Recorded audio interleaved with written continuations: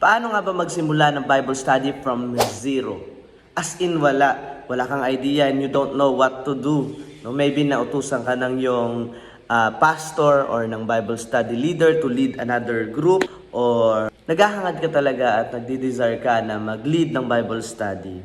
Marami kasi mga leaders ngayon talagang they want to serve God by leading Bible study group or cell group or D group, but they don't know how to start or kung paano sisimulan or anong gagawin nila. At may mga pagkakataon naman na sila ay naaatasan or na pagkakatiwalaan na mag-lead ng Bible study, but they don't know kung anong gagawin. So itong video po ay sisikapin natin na makapagbigay ng tulong kung paano nga ba tayo magsisimula sa pag-lead ng Bible study or kung ano ang dapat natin gawin sa abot ng ating makakaya based sa ating personal na rin na experience. Amen!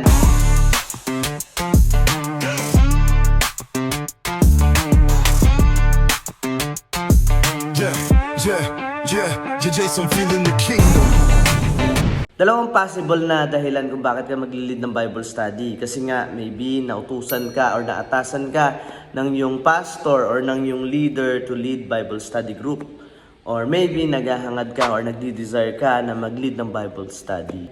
Doon sa una, no, may mga pagkakataon na wala ka namang desire or hindi mo namang gusto, kaso nga lang nakitaan ka ng potential ng that you are able and capable to lead Bible study, kaya pinagkatiwala sa iyo na mag-lead ng Bible study. Pero may iba naman, gusto nilang mag-lead ng Bible study but they don't know how or walang pagkakataon. Maganda kung yung dalawa na yon na rason ay magtugma at maging isa, no, na may desire ka na mag-lead ng Bible study or mag-serve kay Lord by leading, ganyan, or magsimula ng iyong sariling cell group. Tapos napagkatiwalaan or naatasan ka pa, di ba? Talagang swak na swak. But if you don't know how to start at kung anong dapat na gawin para magsimula at maging matagumpay ang iyong Bible study, no, at maging consistent ito pang matagalan, hindi isang isang group meeting lang, itong pong video ay para sa inyo, no? 4 na bagay lang, no, na gusto ko pong i-share sa inyo how to start Bible study. Number 1, create a positive atmosphere in your Bible study group. No, kailangan pagpasok pa lang or pag-start pa lang ng Bible study, malaman na nila at maramdaman na kagad nila na, uy, mukhang in ako dito at mukhang maganda ang vibes ng Bible study na ito. Kumbaga, I know na belong ako dito at mararamdaman nila na hindi nakakatakot, hindi nakaka-boring or nakakaantok. You know, hindi naman tayo nagpapa-impress, 'di ba, sa mga group na mabubuo natin, but we want that Bible study group is enjoyable and positive.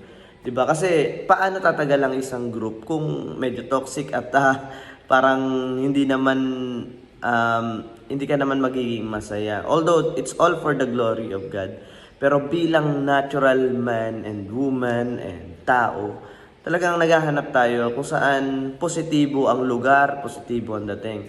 In fact, nag-join tayo sa group kasi naghahanap tayo ng komportable na lugar at makakaintindi sa atin. Tama? Paano ba mangyayari yon na maging positibo ang atmosphere niyan? Siyempre, number 1, you must approach them, no? Dadating pa lang sila, paramdam mo kagad sa kanila na they are valued, mahalaga sila sa group na ito. 'Di ba? Hindi sa piniplease mo sila on your own, kundi as a leader, ginagawa mo talaga 'yun dahil kagaya ni Jesus, 'di ba? Kita mo si Jesus nung nagsisimula pa lang siyang gumawa ng kanyang mga disciples. Very positive agad ang atmosphere. Nung si Jesus sumakay sa bangka ni Peter, si Peter at saka kasama niya hindi makahuli ng isda, buong magdamag. Pero pag akyat ni Jesus, sabi niya, ilagay mo lang sa kabila yung net. Then nakahuli sila ng napakaraming isda. Positibo agad. Kaya maybe, sabi sa isip ni Peter, wow, ayos tong kasama, di ba?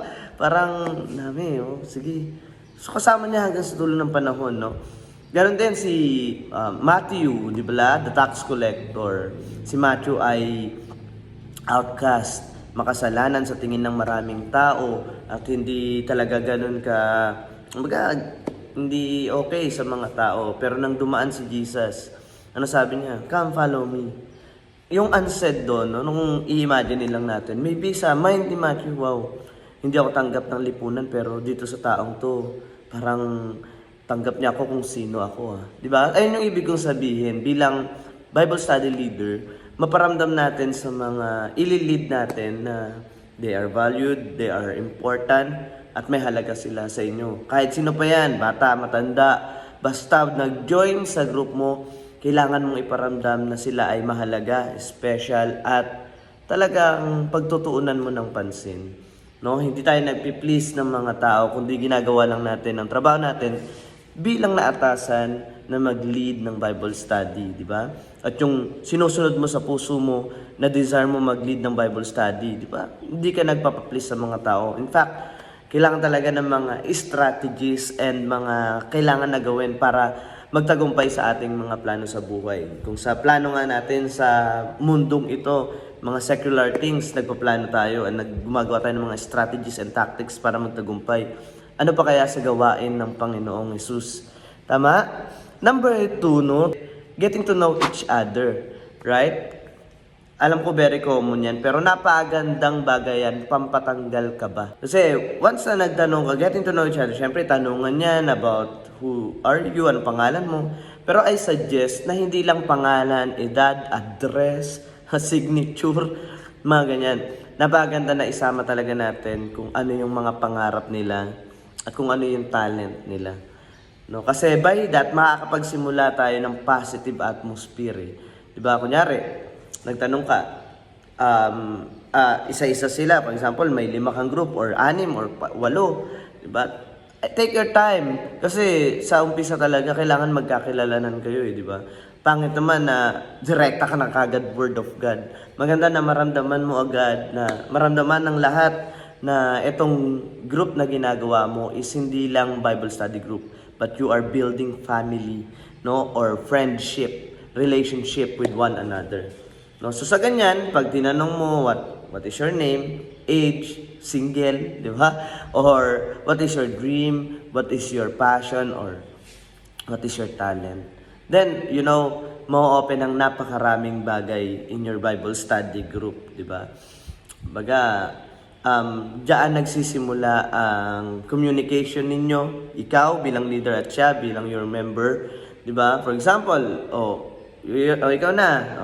Ako si Jason Phil in the Kingdom at ang aking talent is mag-rap kunyari. Syempre, ikaw as Bible study leader, you can expand. Yan yung word expand yung question and answer. Hindi ka lang nakikinig kung sino sila or ano sila. Expand kita. For example, narinig mo, uy, rapper ka, favorite mo mag-rap, then follow-up question. Muna yung importante, follow-up question. No? Sino favorite mong rapper? No? Sample naman dyan. I telling you the truth, no? Dira magsisimula yung comfort ng bawat isa. Kasi, sinasabi ko sa inyo, may magsasalita dyan sa kabila, may magsasalita na ibang tao sa group ninyo, and for sure masaya yan, no? Magkakaroon kayo ng tawanan, bonding, and comfort sa isa't isa. And hayaan mo lang na maging maingay or masaya, kasi sa simula, dyan talaga nagkakaroon ng kapanatagan sa bawat isa. Pangit naman na mag-Bible study ka na napaka serious lang. Based on my personal experience at dyan, ayan yung tactics ko. That's why personal ko ni, baka may iba pang mga suggestion yung iba. Pero sa akin dito naging effective. Pinaramdam ko na positibo ang atmosphere ng group. That is why our Bible study or cell group become church, no? At marami pa tayong mga magagawa at may share sa inyo kung isusubscribe nyo ako, di ba? At susuportahan po ninyo ang gawain ito. Pangalawa pa lang yan. And by the way, kapag nagkaroon kayo ng discussion sa isa't isa, diyan magsisimula yung makikilala mo kung sino siya. Kasi di ba may mga ganyan, sometimes 3 or 5 minutes, kilala mo na agad yung tao. Kaya importante na meron ganyang discussion or pag-uusap in that group. And pangatlo, ask a relatable question based on your lesson. Magtanong ka ng question bago magsimula yung discussion ninyo or yung Bible study nyo na related doon sa lesson na prepare mo. 'Di ba kasi sa pamamagitan niyan ay magkakaroon sila ng hook doon sa hinanda mo na lesson or na ituturo mo sa kanila. For example, your teaching is about God's love, 'di ba? Then ask, sabi mo, nakaranas ka na ba na magmahal or mahalin? 'Di ba? Kumbaga tutugma doon sa hinanda mo na lesson. And by that, magiging interested sila na makinig sa yung lesson. 'Di ba? And for sure, ang daming magiging connected talaga sa'yo kapag naramdaman nila na yung lesson na prepare mo ay makaka-relate sila or konektado sa situation nila ngayon.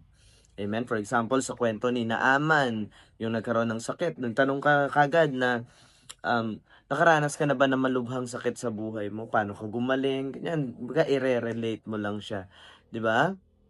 And pang-apat, higit sa lahat, last but not the least, in fact, ito ang pinaka-importante sa lahat before you start Bible study, no? At kung paano ba magsimula ng Bible study, number 1 or number 4, at importante sa lahat is pray. Amen. Kailan ba dapat nagpi-pray? Kapag nandun ka na ba sa group ninyo or nakapag-gathered na kayo?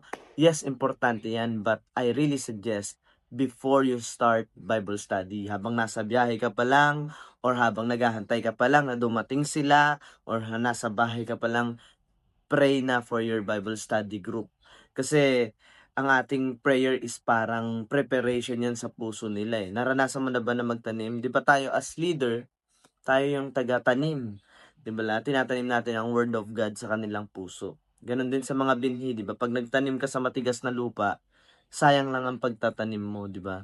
So kita, parang ang ating prayer is pinapalambot natin ang puso ng ating Bible studyan. Pero syempre si Lord naman ang makakagawa niyan. Ang ginagawa lang natin is to plant, 'di ba? Sabi nga ng Bible, si Pablo ang nagtatanim, si Apollos ang nagdidilig, pero si Lord ang nagpapatubo ng lahat. We need to do our work and the Lord will do His work also. At ayan ay ang pagpapatubo sa puso nila. Kaya dapat pini-prepare natin ang kanilang mga puso. Tayo nape-prepare din, 'di ba? Kasi kahit gaano ka kagaling mag-preach or mag-lead or kung gaano ka pa charismatic or nakakaakit na leader, no? Pero kung hindi yan led by the Lord, no? At hindi nandiyan yung presensya ng Panginoon, parang sayang at balewala lang. Pero if you prepare everything in prayer, si Lord na ang bahala na mag-align ng lahat ng bagay na yan, no? And I assure you na kapag ayan ang hinaplos ng Panginoon, it will prosper. Amen? So, that are the 4 tips of advice na pwede kong may suggest sa inyo to start your Bible study group from zero, no? And it become effective sa akin, no? So, kung na-bless ka in this video, please don't forget to like and subscribe this video. Malaking support ito para sa katulad ng ganitong video. Kasi once na nag-like ka daw at nag-subscribe ka dito, makikita at possible na makita to ng ibang mga nangangailangan din ng ganitong tips and advice. So as you support, don't forget also to comment kahit ano lang i-comment mo dyan, or meron kang suggestion pa, or kung na-bless ka, please leave a comment. And don't forget to subscribe and like this video. Okay? Maraming salamat po and Kingdom Peace sa lahat. God bless. Jason feeling the kingdom.